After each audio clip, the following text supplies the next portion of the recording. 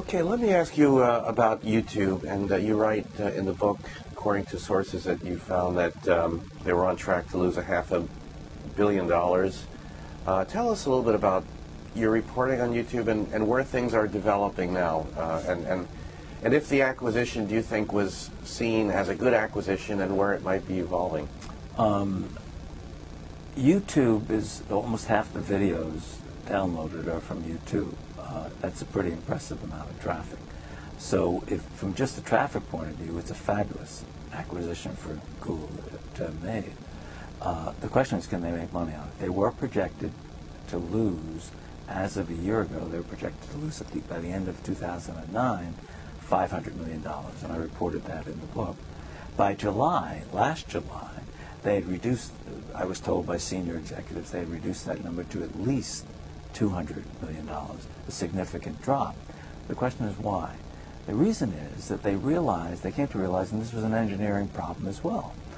An engineer doesn't understand advertising. An engineer says, hey, if we have all this traffic, we'll be able to monetize it, but people just flock to put their ads on our user-generated content.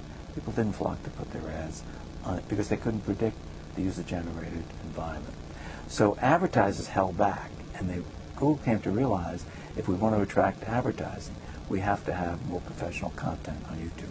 They've begun to do that, and therefore begun to generate more money. I think what you're going to see in the future, and I reported this in my book, I think you're going to see a point where Google is going to begin to charge for some of the content on YouTube and open up another revenue stream than just relying on advertising.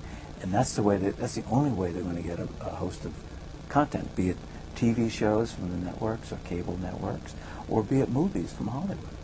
And for Hollywood and the networks, it becomes another potential revenue source. So you can see the two sides, the new media and the old media, coming closer together here. Digital media is moving more towards a paid model, would you say, then?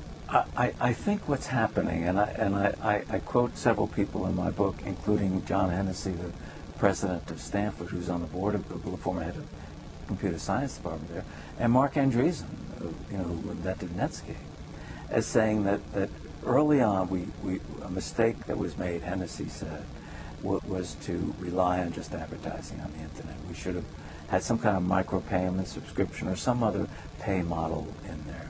And Andreessen said to me on Ning, his social network site, he said, I'm inches away from asking people for their credit card numbers. So, and already on Ning, I mean, Ning for a long period of time, if you want to receive Ning without seeing any ads, you pay a subscription price for that, a license fee, if you will, for that. So I think people are moving towards that in the digital world. At the same time, the analog or the traditional media world is moving to a position where they're becoming much more forceful in saying, we're going to charge you for our content because otherwise we're going to go out of business. And if you think about that, if traditional media is saying we want to be charged and digital media like Google is saying we're ready to charge, they're coming much closer together. What is your thought about Murdoch and News Corp, the subscription model, not just for the Journal but for other papers, their sort of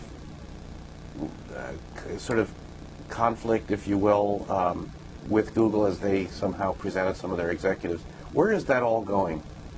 No one knows where it's going. Clearly, there's a lot of ferment in, say, the newspaper magazine world that we have to figure out a way to get money for stuff that is now appearing for free online. And it's commoditizing our information and therefore weakening us as a business. So they're saying, can we do what the Wall Street Journal has done and the Financial Times has done and have a paywall that you want to access our digital newspaper, you have to pay for it. The problem is that it's easy for a Wall Street Journal subscriber or a Financial Times subscriber to do that and charge it off as a business expense. When the New York Times did Time Select, it was a failure. But newspapers like Newsday has already done and some others have done are going to create paywalls and try and charge. They'll charge in different ways. And already on a Kindle, you can get the New York Times, the Wall Street Journal, and there's a charge for that.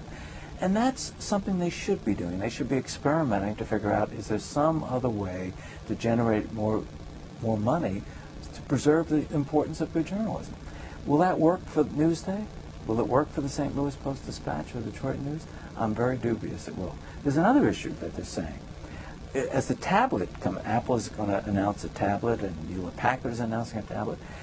You can imagine now that you're not just looking at a dedicated reader device like the Kindle, but the tablet is a multimedia device. And if it's multimedia, we could offer you Sports Illustrated. You want to see the swimsuit model issue? And you want to see some outtakes from that didn't appear in the magazine? Or video? Or video, yeah. I'm talking about video or audio or print. Or you want to access our archives, you can do that on a tablet. But we're going to charge you for it. The analog or traditional media world is saying we have to figure out new ways of doing things. And I welcome that. I think that they're too late, but they're smart to try it. What will work? No one knows yet. But you got to throw a lot of things against the wall and see what sticks.